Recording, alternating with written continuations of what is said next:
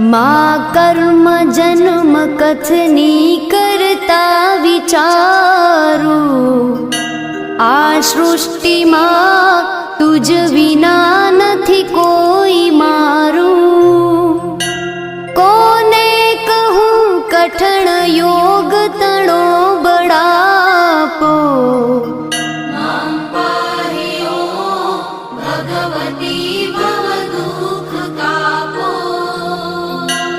હું કામ ક્રોધ મદ મોહ થકી છકેલો, આડંબરે અતિ ઘણો મદથી બકેલો।